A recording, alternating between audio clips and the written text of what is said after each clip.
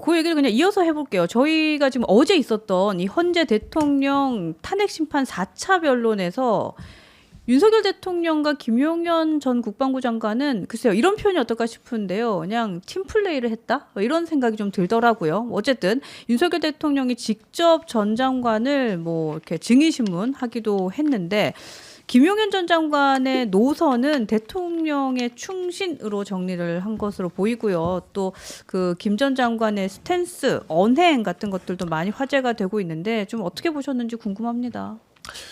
일단은 이제 김용현 장관은 전략적으로 볼 때는 내가 대통령의 말을 대통령이 내란죄의 혐의에서 벗어나게 해서 그 탄핵에서 그 기각을 당해서 다시 대통령 자리로 와야지. 네. 그래야지 나에 대해서도 그 사면을 해줄 수 있을 것이다. 이런 생각을 하고 계신 것 같아요. 그가 살아야 내가 산다. 그렇죠. 그러니까 어차피 운명 공동체다. 그리고 대통령이 지금 내란 수괴죄고 자기는 내란 주요 종사자로 지금 기소돼 있잖아요. 네. 그런데 대통령에 대해서 내란 수괴죄를 없애버리면 그럼 수괴가 없는데 주요 종사자는 어디 있어? 아, 그렇게 또 연결이 되는군요. 그렇죠. 뭐 이런 생각도 하는 것 같아요. 근데 자칫하다가 자기가 주요 종사, 자기가 내란 수괴가 될 판인데 뭐 그건 그렇다 치더라도 네, 네. 여러 가지의 법률적 계산을 하기는 한 것 같아요. 근데 그것보다는 더 크게는 아마 그동안 대통령과 주고받았던 그런 인간관계 같은 거, 네. 본인을 이렇게 비서실장, 그 경호실장으로도 끌어줬고, 네. 그다음에 국방장관으로도 앉혀줬고, 뭐 이런 부분들에 대한 그런 충성심과 의리 이런 것들이 더 중요하지 않았을까 싶고요. 그래서 저런 사태를 우려를 해서 일부에서는 칸막이를 가리든지 아니면 증언을 할 때 좀 떨어져 있도록 해야 되는 거 아니냐라고 얘기했는데 헌법재판소에서는 받아들이지 않았어요. 그래서 대통령과 김용현 국방장관이 한 자리에 있었는데 심지어는 윤석열 대통령이 김용현 전 국방장관을 직접 신문하는 그러니까요. 이런 모습까지 보여줬잖아요. 네, 그러니까 변호인처럼 등판하셔서 직접 질문을 하시고 그리고 약간 이게 질의 응답이기보다는 내가 이런 말 할게 너는 대답을 해. 답정 너? 이런 느낌도 좀 있었어요. 그렇죠. 그러니까 몇 가지가 재미있었던 게 네. 이 윤석열 대통령이 본인이 그 포고령에 대해서 굉장히 꺼려 했었다는 얘기들을 하면서 네. 아니 내가 이 포고령 보면서 굉장히 뭐 이렇게까지 해야 돼? 뭐 이렇게 얘기를 하고 그다음에 의사들에 대해서 48시간 내에 복귀하지 않으면 처단한다라는 얘기를 했었잖아요. 그 정말 말도 안 되는 얘기지 않습니까? 그쵸. 근데 그런 것들에 대해서 아니 뭐 이렇게까지 얘기했지 하면서 내가 웃었던 거 기억나시죠? 이렇게 얘기를 하니까 예 지금 들으니까 이제 기억이 납니다. 그러니까 기억이 나네요. 네. 이렇게 얘기를 했습니다. 근데 정말 그 얘기를 들으면서 저는 가슴이 좀 무너지더라고요. 아니 무슨 포고령을 장난으로 합니까? 그러니까요. 그러니까 네. 사실은 그뿐만이 아니라 가장 쇼킹했던 건 그거죠. 위원이냐 요원이냐. 그렇죠. 그러니까 네. 첫째는 의원이나 요원이냐 그 얘기. 그리고 아까 어떤 분은 그러니까 그거 너무 황당하다고 하면서 댓글 어떻게 달아주셨냐면 네. 아니 왜 처단도 그냥 차단이라고 뭐 오타 났다고 우기지 그랬어요. 뭐 그런 그렇지. 것도. 뭐 네. 그것도 그런 얘기까지 하시더라고요. 처단이라고 하는 게 아니라 차단한다는 거를 차단이 오타 났네요. 이렇게 얘기하지. 그렇게 뭐. 얘기할 수도 있었죠. 네, 그러니까 그런 그 얘기를 얘기가 듣는 사람이 전혀 이해를 할 수 없었고 이 어마무시한 포고령을 발표를 하면서 대통령은 내가 웃었다라는 말을 해서 내가 이 포고령 별로 중요하게 생각하지 않았어 네. 라는 것들을 강조하기 위해서 그런 말씀을 하신 것 같아요. 근데 그때 그 포고령을 들으면서 가슴 졸였던 수많은 대한민국 국민들 와 이게 뭐야 이게 대통령이 그 일단 의사분들도 마찬가지일 것 같아요. 의사분들은 전공의들 네. 야 우리 안 들어가면 잡아다 처단한대 48시간 내에 안 들어가면 그거 얼마나 떨었겠습니까? 그 직업군을 꼭 찍어가지고 처단한다. 와 이거 너무 그렇게 얘기했고 큰 공포죠. 그다음에 국회와 지방의회와 정당의 정치 활동을 모두 차단한다. 그러니까 못한다 할 수 없다라고 얘기했을 때 저도 그때 국회에 있었지만 나머지 사람들도 야 이거 어떻게 되는 거야? 라면서 서로 얼굴을 쳐다보면서 얼마나 떨었겠습니까? 그런데 그 포고령이 그 불법적이고 위헌적인 포고령이 사실은 그거 내가 그냥 웃었잖아라고 얘기하는 건 약간 별거 아니었잖아. 그렇죠. 이런 얘기잖아요. 아까 어떤 분이 또 댓글에 제가 그거 보고 또 근데 그 뭐지 사살도 살살이라고 하지 그랬어요. 이런 얘기도.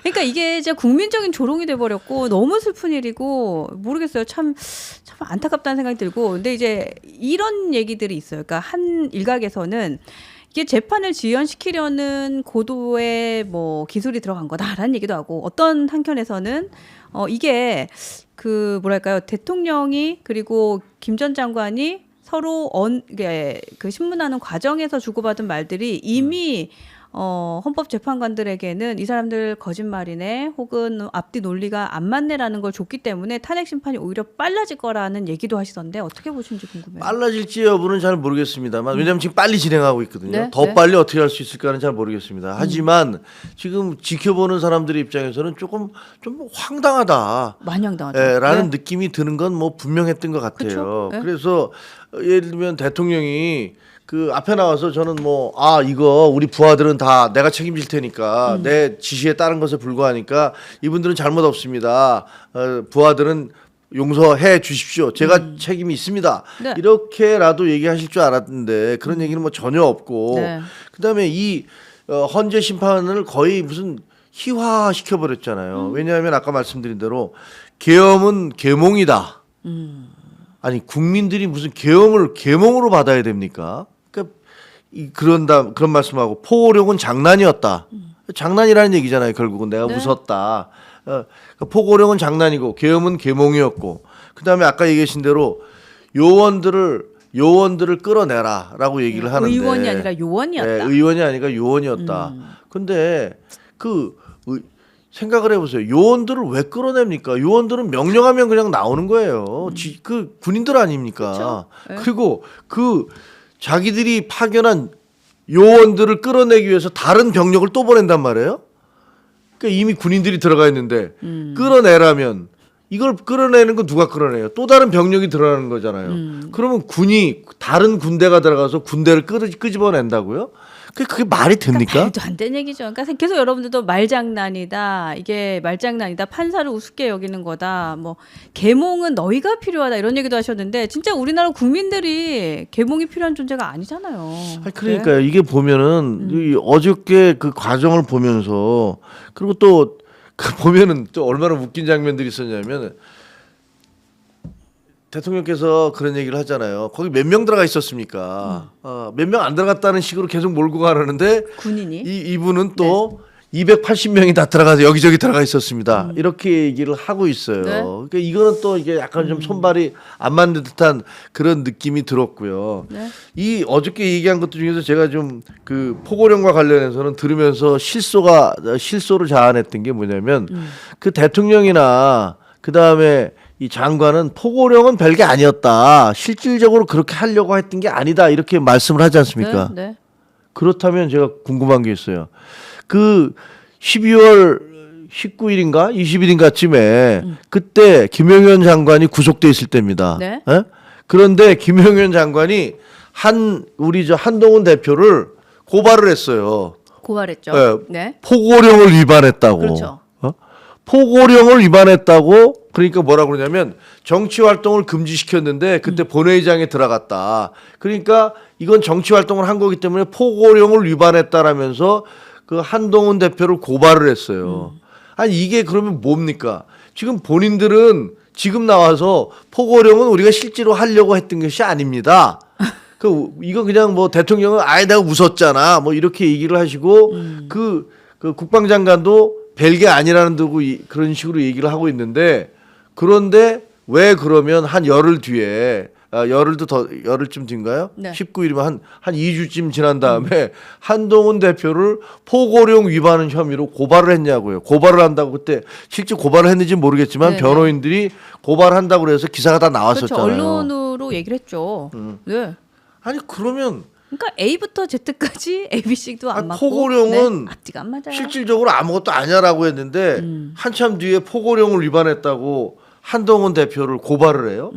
이게 무슨 말이 안 되는, 앞뒤가 너무 말이 안 맞는 얘기를 하고 계신 거예요. 그러니까 사실 일반 국민들의 눈에서도 그렇게 이게 말이 되나라는 생각을 하기 때문에, 그러니까 헌법 재판관들이 어제 그 장면을 다 봤고 이제 뭐 탄핵 심판은 계속해서 진행이 될 것이니 뭐 그러니까 뭐 합리적인 판단이 있지 않을까라는 생각은 계속해서 하게 됩니다. 네. 그러니까 좀 아쉽기는 아쉽고 네. 저는 속상해요, 대통령 일단. 네. 저희 당이 배출한 대통령이시잖아요. 그러니까 우리 대통령인데 대통령이 나와서 조금 뭐 최소한의 논리가 있는 그 응답을 하셔야 되는데 네. 대통령과 장관이 나와서 두 분이 하시는 말씀이 누가 봐도 너무 어색한 그런 어떻게 보면 짜고 치는 뭐 고스톱이니 뭐니 뭐 이런 얘기도 하지만 그런 듯한 모습을 보여주고 논리적으로 이게 잘 맞지를 않아요. 그러니까 이런 부분들에 대해서 참 답답한 느낌이 들었어요.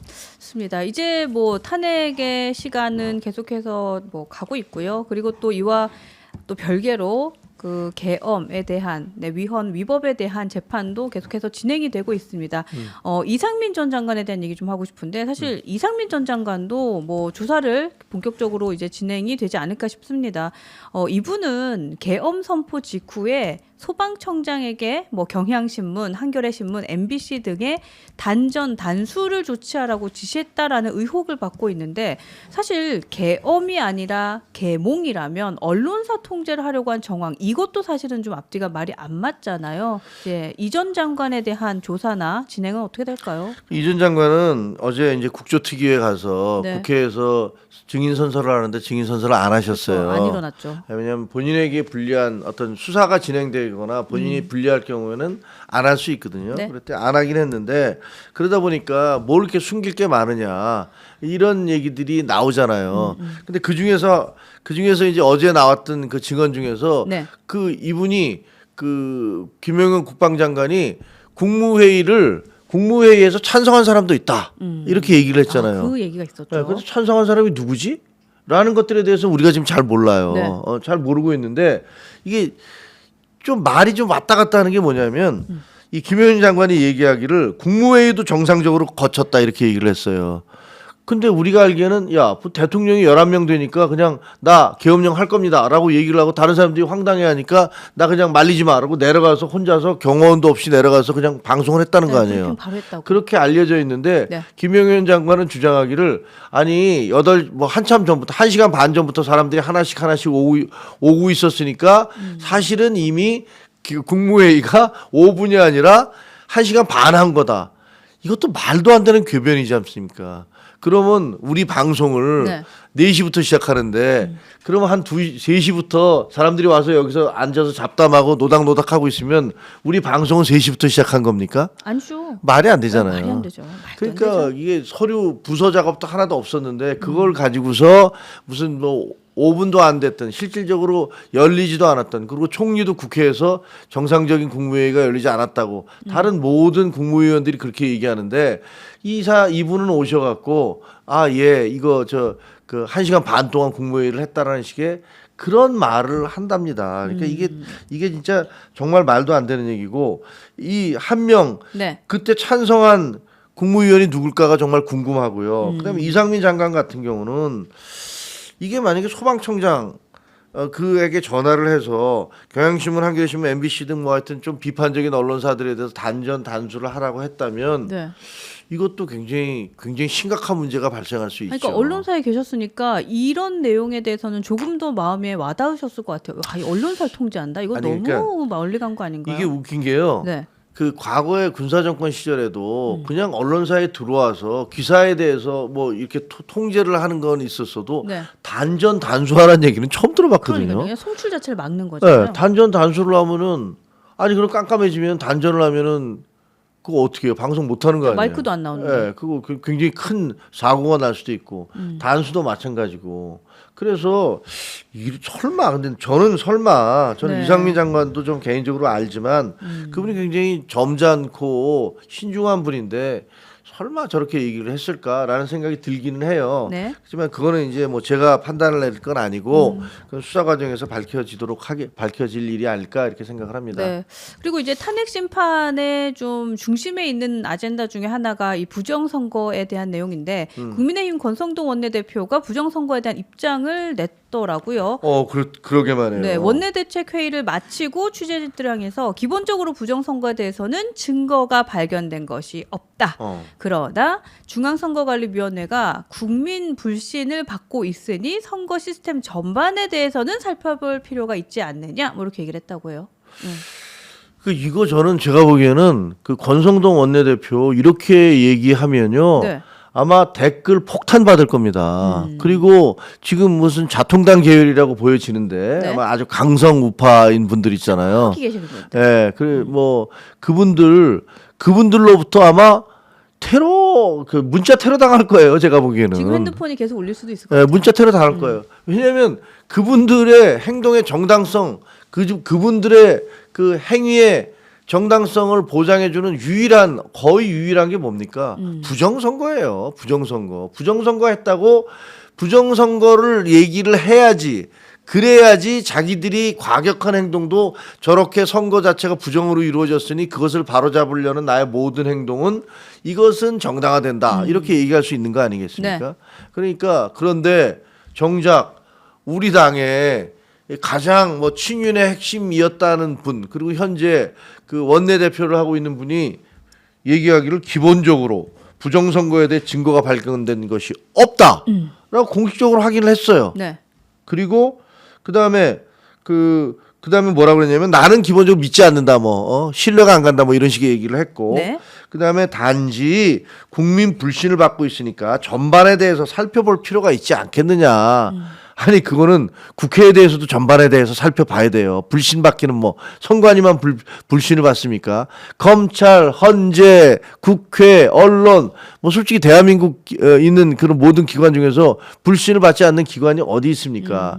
그러니까 저희가 항상 그런 부분들에 대해서 반성하고 뭔가 문제가 있나 고치려고 하는 그런 노력을 하는 건 당연하죠. 네, 그렇죠. 네. 그렇지만 그런 것과 부정선거를 했다는 것과는 완전히 다른 얘기잖아요. 근데 지금 이분이 일부러 이렇게 인정을 하셨어. 그러면 김민전 씨는 뭐예요? 김민전 씨는 계속 그 방에다가 부정선거 있다고 그걸 올려놓고 있더라고요. 이분은 진짜 그냥 뭐랄까요, 신념이 되어버린, 그리고 좀 진짜 너무너무 멀리 간 확신을 하고 있는, 좀 위험하다는 생각 좀 들었어요. 그러니까 네. 말이죠. 그래서 그런 부분들에 대해서 과연 국민의힘이 이걸 어떻게 해결해 나가려고 하는지 전 모르겠어요. 그러니까 제가 말씀드렸잖아요.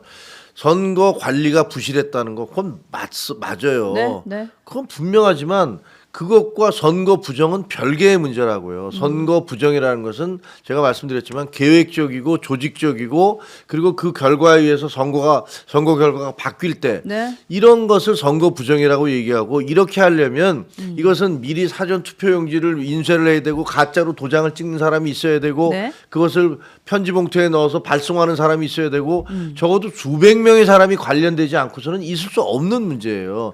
그럼 그 수백 명의 입을 다 막아서 그 비밀을 보장할 수 있다. 그건 제가 보기에는 하나님밖에 못할 거예요.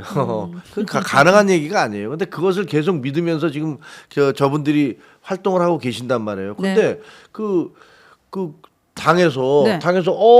이거 그런 게 나는 믿지 않아. 당 책임자가. 그리고 증거가 발견된 건 또 없어. 이렇게 네. 얘기하면 도대체 길거리에 왜 나가시는 겁니까? 그러니까요. 길거리에 나가서 저렇게 그리고 궁금한 게 대통령이 부정선거가 있다고 그랬잖아요. 대통령이 부정선거가 있다고 그랬는데 권성동 원내대표는 본인이 그런 거 없어라고 얘기하고 있어요. 그럼 누가 말이 맞는 겁니까 도대체? 아이고 참. 그러니까 사실 이게 글쎄요. 그러니까 이런 일은 계속 있을 것 같아요. 그러니까 국민의힘 지도부가 입장을 명확하게 내놓을 수 없는 것들은 사실 비단 이 부정선거뿐만이 아니라 앞으로 계속 개엄부터 탄핵부터 계속해서 있지 않을까라는 생각이 들고 아까 어떤 분께서는 눈치 보느라 너무 정신없네요. 이런 글도 주시는데 글쎄요. 그게 전략적인가라는 생각도 하게 되지만 어쨌든 국민들의 민심에는 그렇게 가깝지 않다라는 생각은 계속해서 하게 됩니다. 그러니까요. 근데 오늘 이제 당 지도부가 네. 서울역인가 네네. 용산역인가 그죠? 서울역으로 가셨고 여기 갔죠. 네. 여기 가서 인사하는데 망신당했다는 얘기가 들리더라고요. 그러더라고요. 저기 나오네요. 네. 통통 라운지님이 국힘 지도부 서울역에서 시민들에게 항의 받아.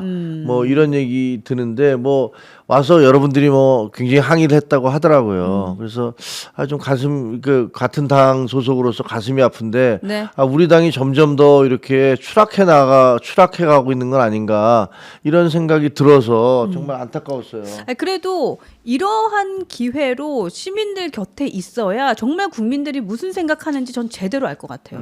그게 정말 필요한, 그러니까 마음은 아프지만 정말 필요한 시간이고 겸허히 받아들였으면 좋겠어요. 아까 이제 뭐 한동훈 대표 팀 있을 때하고 비교되네 뭐 이렇게 얘기를 하시는데 네. 뭐 그렇습니다. 이렇게 우리 국민 여러분들께서도 왜 그 오상고절이라고 하잖아요. 그 서리가 내려봐야 국가가 그 살아남는다는 것을 안다. 네. 뭐 이런 얘기를 하지만 국가의 절개를 안다 이런 얘기를 하지만 사실은 여러 가지 어려움을 있어봐야 네. 겪어봐야 무엇이 옳고 그랬던 것인지를 아실 수 있을 것 같은데요. 뭐 지금 저희가 그런 경험을 하고 있는 것 같아요. 아니, 그리고 사실은 이런 것도 한 몫이 있는 것 같아요. 뭐 계엄에 대한 거, 탄핵에 대한 거, 뭐 이런 것도 다 있긴 하지만 며칠 전에 있었던 그 곱창김 사건이 또 약간 화를 불러일으킨 게 아닌가. 왜냐하면 명절이라서 이제 다들 분위기가 명절인데도 이런 상황이 조금 마음이 안 좋은 상황에서 국민의힘 지도부가 뭐 연탄 배달은 못할 망정 갑자기 곱창김을 구구 유튜버들한테 줬다. 이것도 약간 좀 사람들 화를 돋군 것 같아요. 그러니까요. 네. 그것도 뭐 전혀 이제 저희가 그 해서는 왜 그렇게 불필요한 행동을 하셔갖고 곤란을 자초하시는지는 그렇죠. 잘 알 수가 없는데, 아이고 하여튼 뭐 지금 우울한 상황입니다. 근데 네. 아까 보니까 저기 또 무슨 뭐 극우 유튜버 어떤 분들에 대한 수사가 진행됐다라고 하기도 하고, 그리고 현장에 가 있었던 유튜버 한 명이 구속이 됐는데 저는 젊은 청년이죠. 예, 네. 젊은 청년이거든요. 제가 아는 사람이에요. 그래서 그래요? 좀 마음이 좀 아픕니다. 과거에 이제 그 윤석열 대통령 출범 초기에 민주당과 싸우기 위해서 같이 열심히 했었는데 지금 이제 극단적으로 그 현장에 있다가 이제 구속이 됐다고 하더라고요. 그래서 네. 좀 상당히 가슴이 아프기도 한데 뭐 그거에 대한 책임 지난번에 보면 전광훈 목사님의 특임 전도사. 뭐 특임 전도사 뭐 이런 분이 구속이 됐더라고요. 근데 교회에서는 그분을 뭐 돈을 주거나 고용하거나 교회 일을 시킨 적은 없다고 뭐 공식적으로 그건 뭐 본인이 예, 얘기하는 거지만 뭐 네. 알 수는 없는 얘기고요. 네. 근데 그분이 그러면 그 이전에도 보니까 사랑제일교회 그 폭력 사태와 관련해서 거기 이제 건물과 관련해서 철거하고 그럴 때 논란이 있었잖아요. 네, 네. 그때도 무슨 폭력 행위로 해서 그 구속이 된 것이 있다고 하더라고요. 그러니까 정상적으로 얘기하자면 그런 폭력 사태에 관련된 분들이 계속 무슨 특임 전도사로 일하는 그런 것들이 이해가 잘 안 되지만 아무튼 교회에서 특임 전도사라는 게 뭔지 모르겠어. 전도사라는 것은 하나님의 말씀을 잘 전도하면 되는 건데 그쵸. 거기서 특별한 임무가 뭐가 있는 거죠? 그렇게 폭력 행위에 가담하는 게 특별한 임무인가요? 그것도 논리적으로는 좀 말이 이상한데 하여튼 그런 부분들에 있어서도 언젠가 이제 머지않아서 정광훈 목사님도 그 본인의 행동과 발언들에 대해서 예를 들면 뭐 5만 원씩 줄 테니까 오라든가 아니면은 서울구치소에 가서 대통령을 끄집어 내야 한다든가 뭐 이런 분들에 대해서 이런 발언들에 대해서 그리고 본인들의 행동에 대해서 책임을 져야 될 거라고 생각을 합니다. 네, 그럼요. 그리고 그래야지만 이러한 일이 또 반복되지 않을 거라고 생각이 듭니다.